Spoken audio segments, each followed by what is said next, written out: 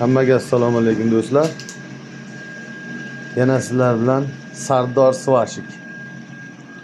Navbatdagi dastavka qilib bergan katta yo'limizda kamchiliklari bor edi. Shuni ko'rib regirovka qilib bergan keldik. Kellikka chiqdi. Hop, gidrostrelkani chiroyli terib qo'yibdi ustakalar. Endi buni podachiga jinda e'tibor bermaysizlar. Homila qilib qo'yibdi. O'zimiz to'g'rilab berib ketamiz. 300 kvadratli joyimiz.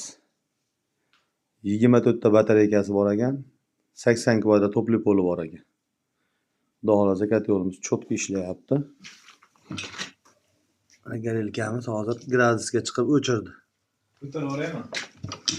Mayli ko'tarsangiz ham. Bitta yonishini ko'rsatib beramiz. Ozgina qo'shib qo'y. Mana qo'shdim. Ketdi, qo'shildi. Yonishidan ko'rsatib sizlarga.